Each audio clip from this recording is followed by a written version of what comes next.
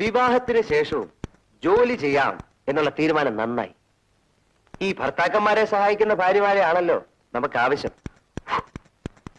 പക്ഷേ ഈ ആണുങ്ങളെ വിശ്വസിക്കാനേ കൊള്ളത്തില്ല.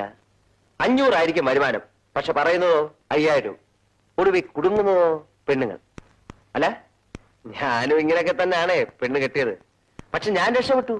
അവളുടെ സാമർഥ്യം, എന്റെ ഭാര്യയുടെ ഉന്നത തലങ്ങളുള്ള അവളുടെ പിടിപാട്, യോ നമുക്കൊക്കെ ചിന്തിക്കാൻ പറ്റുമോ? മാനേജിംഗ് ഡയറക്ടർ മുതൽ ചെയർമാൻ വരെ ദേ എന്റെ ബോളി പറഞ്ഞാലേ റെഡി മണി. ഇന്ന് ഞാൻ എവിടം വരെ ആയി? അല്ല, ഞാൻ എവിടം വരെ ആയി? റീജിയണൽ മാനേജർ വരെയായി. അതാണ് പെണ്ണുങ്ങളുടെ സാമർഥ്യം. You are educated, sincere, smart. പടിയായിട്ടുള്ള ഉയർച്ചയ്ക്ക് ഇതൊക്കെ ധാരാളം മതി. പിന്നെന്താ, ഉയർച്ച ഒന്ന് വേഗത്തിലാവണം. അത് ഞാൻ ഏറ്റു. 800 to 1500 നല്ല ശമ്പളം. ഞാൻ പറഞ്ഞു വരുന്നത്, ഭാര്യയായിരിക്കെ ഇനി മറ്റൊരുത്തന്റെ ഭാര്യയാവുന്നത് ഒരിക്കലും ശരിയല്ല എന്ന് ഞാൻ പറയില്ല. തക്കതായ പ്രയോജനം ഉണ്ടെങ്കിൽ ആവാമേ. പക്ഷെ ഒരു കാര്യം ആരും അറിയരുത്.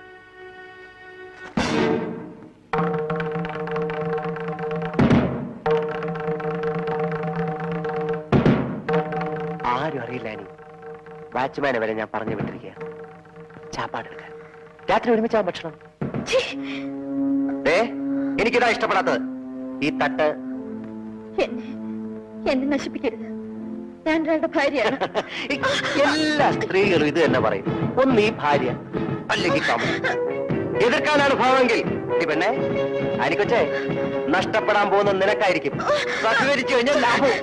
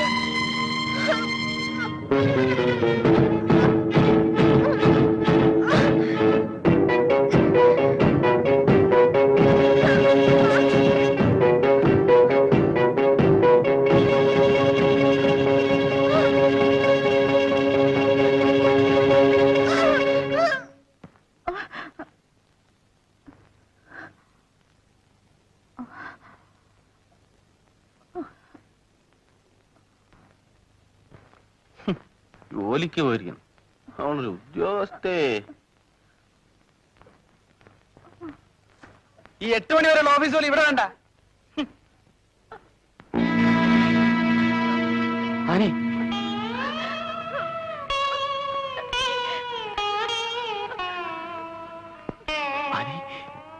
എന്തു പറ്റി?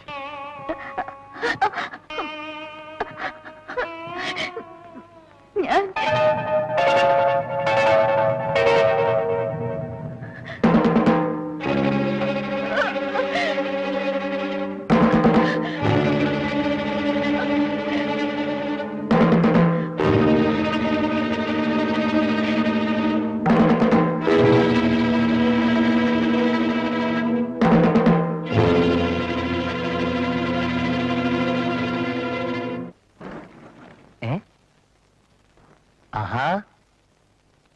നല്ല വാർത്തയാ. വാ വാ. യോ, തന്റെ കല്യാണത്തിന് ഒരു വാക്ക്. താനൊക്കെ എന്തോ ഓലത്തെ സ്നേഹിതനാണോ? അല്ല, താൻ ക്ഷണിച്ചില്ലേലും എനിക്ക് വേറെ വഴിക്ക് ക്ഷണം കിട്ടിയേ. അന്ന് എന്തോ പറ്റി?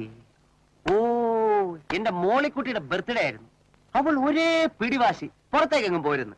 അവള് പറഞ്ഞ കേൾക്കാതിരിക്കാക്കൂ. ഒന്നില്ലേലും ഈ സ്ഥാനത്തേക്ക് എത്തിച്ച അവളല്ലേ. അവനെ നമ്മുടെ ആനിക്കുട്ടിയുടെ കാര്യം ഞാൻ ചെയർമാനോട്ട് സംസാരിച്ചു. പ്രൊമോഷന്റെ കൂടെ 400 ഇൻക്രിമെന്റ് കൂടി. എന്താ മോശ? അപ്പോ പ്രമോഷനായി.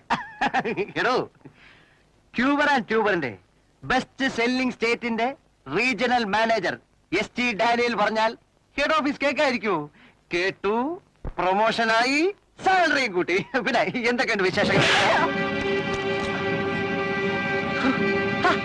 എന്താ ജോണി കാണിക്കുന്നത്? കണ്ണാടി പോയ ഞാൻ ആകെ അപ്സെറ്റ് ആയിട്ടോ. മോളിക്കുട്ടി എനിക്ക് ബർത്ത്ഡേക്ക് വെച്ചൊരു സൂട്ടാണ്, ചീത്തയാക്കരുത്. ജോണി ജോണി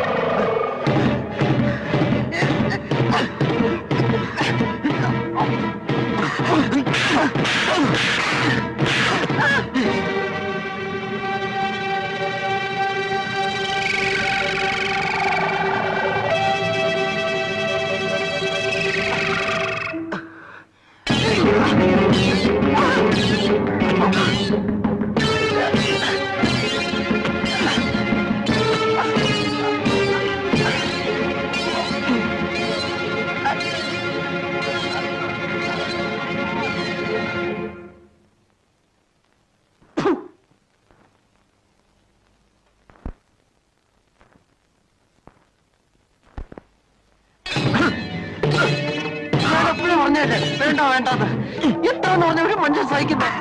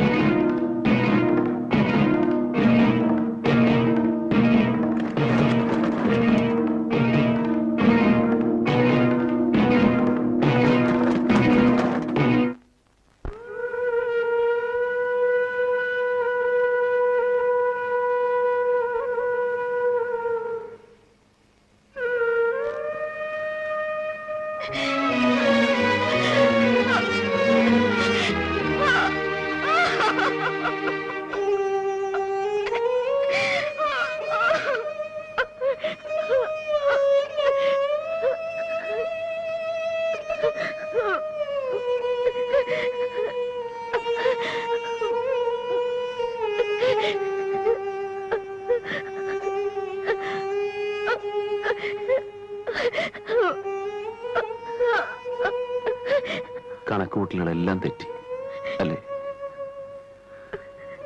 കൊല്ലണമെന്ന് കരുതിയതല്ല, ചെയ്യേണ്ടി വന്നു.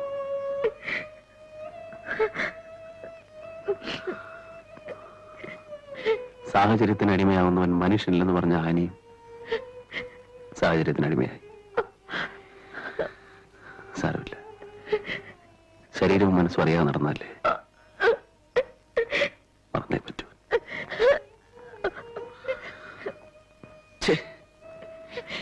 ജീവിക്കാൻ അനുവദിക്കാത്ത ദൈവങ്ങൾ. നമ്മളൊന്നും നന്നായിട്ട് കാര്യമില്ല, ചുറ്റുപാടുകൾ നന്നാവാതെ.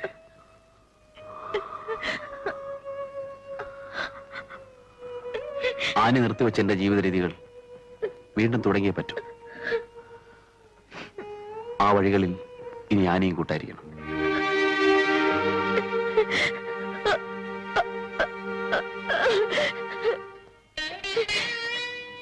എന്തിനെന്നെ ഇങ്ങനെ പരീക്ഷിക്കുന്ന ദൈവമേ?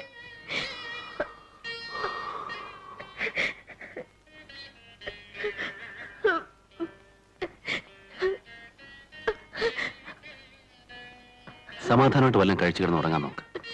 നാളെ ഓഫീസിൽ പോകണ്ടേ? ആർക്കും സംശയത്തിന് ഇട കൊടുക്കരുത്.